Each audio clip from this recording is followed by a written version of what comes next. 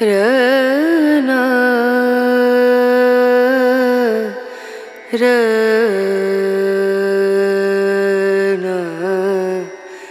रनु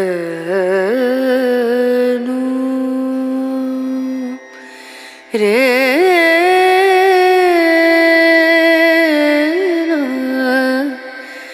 रे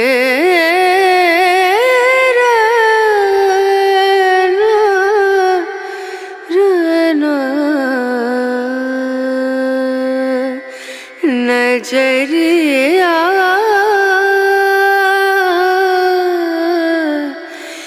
लागे नहीं कहीं ओ नजरिया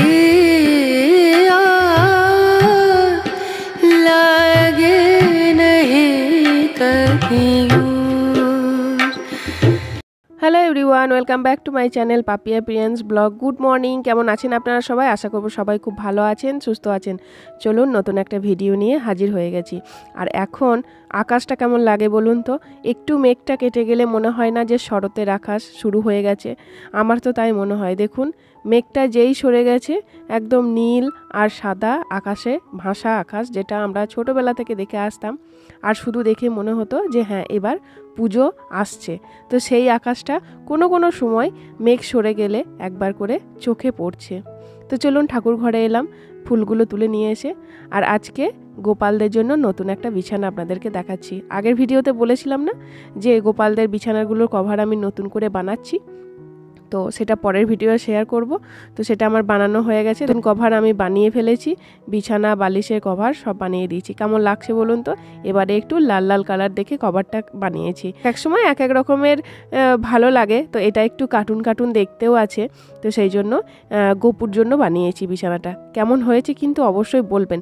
আমি এটা আগের দিন রাত্রে বসে বসে বানিয়েছি, রাত্রিবেলায় আমি এটা বানিয়েছি, কারণ সকালে একটু দেরি হয়ে যায়, পুজো করতেও দেরি হয়, সেই জন্য রাত্রিবেলায় বসে বসে এই বিছানা বালিশের কভারগুলো আমি বানিয়েছিলাম।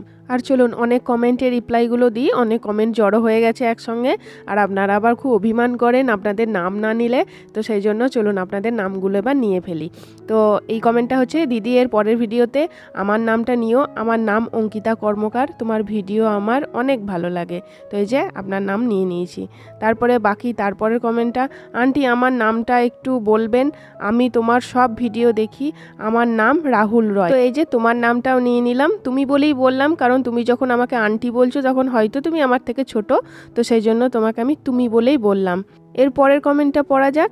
তো এর পরের কমেন্টটা হচ্ছে, সত্যি দিদি ভাই তোমার পুজো করা দেখলে আমার চঞ্চল মন পুরো শান্ত হয়ে যায়। যখনই আমি কোনো রকম ডিপ্রেশনে ভুগি, শুধু ইউটিউবে তোমার পুজোর ভিডিওগুলো দেখি, অসাধারণ লাগে। তো এই কমেন্টটা আপনি আপনার নাম নিতে বলেননি, কিন্তু কমেন্টটা আমার ভালো লাগলো, তো সেই জন্য আমি কমেন্টটা আপনার পড়লাম। আর একজন আমাকে নামটা নিতে বলেছেন, অন্য কিছু কমেন্টে লেখেননি, তো শুধু বলেছেন যে আমার নামটা নেবে প্লিজ দিদিভাই।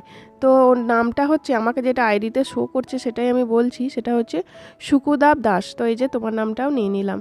তো আমি তুমি বলেই বললাম, কারণ তুমি যেহেতু আমাকে দিদি বলছো, তো সেই জন্য আমি তুমি বলেই বললাম। আমি আপনিটা প্রথমে বলছিলাম, তারপর দেখলাম যে না, তুমিই বলি। তো এই যে তোমার নামটাও নিয়ে নিলাম। আর আরেকজন আমাকে বাংলাদেশ থেকে কমেন্ট করেছিলেন, নামটা ঠিক আমার মনে পড়ছে না, যে 7 দিন না কতদিন ধরে আপনাদের নেট কানেকশন বন্ধ থাকার জন্য আমার ভিডিওগুলো দেখতে পারেননি, তো এতদিনে আবার নতুন করে আমার ভিডিওগুলো আপনি দেখতে পাচ্ছেন। তো অনেক ধন্যবাদ আমার ভিডিও দেখার জন্য। আপনার নামটা আমার ঠিক মনে পড়ছে না, আমি আপনার কমেন্টটা পড়ে নিলাম। চলুন, গল্প করতে করতে তো পুজো আমার প্রায় অনেকটা আজকে হয়ে গেছে। আর অনেকেই আবার কমেন্টে বলছে জানেন তো, যে এত ফুল দিয়ে পুজো করা দেখতে নাকি ভালো লাগছে না, তো সেই জন্য না আমি একটু আজকে কম ফুল দিয়েই পুজো করলাম। সবাই নাকি বলছে যে এত ফুলও ভালো লাগে না, তো আমি দেখুন আজকে একটু অল্প অল্প ফুল দিয়ে কিন্তু সাজিয়ে আমি পুজোটা দিলাম। আজকে একটু অল্প অল্প ফুলই তুলে নিয়ে এসেছি। বাগানের মধ্যে ফুল আমি অল্প তুললাম, গাছের মধ্যেই অনেক ফুল থেকে গেল, তো আমি একটু অল্প ফুল দিয়েই পুজো করলাম। কারণ সবাই যখন বলছে যে অল্প ফুল দিয়ে পুজো করতে, মাঝে মধ্যে একটু অল্প ফুল দিয়েই পুজো করা যাক। তো চলুন, আজকের মতো ভিডিওটা এই পর্যন্তই। কেমন লাগলো অবশ্যই বলবেন, আর আমার গোপালের বিছানাটা কেমন লাগলো সেটা অবশ্যই কমেন্টে লিখে জানাবেন। তো চলুন আজকের মতো আসি তাহলে, আর ভিডিওটা বড় করছি না। কেমন লাগলো অবশ্যই বলবেন। যদি কিছু ভালো লেগে থাকে তাহলে প্লিজ লাইক কমেন্ট শেয়ার করতে ভুলবেন না, আর চ্যানেলটা অবশ্যই সাবস্ক্রাইব করবেন। চলুন আজকের মতো আসি, আবার দেখা হচ্ছে পরের ভিডিওতে। ততক্ষণের জন্য সবাই সুস্থ থাকবেন, ভালো থাকবেন, টাটা।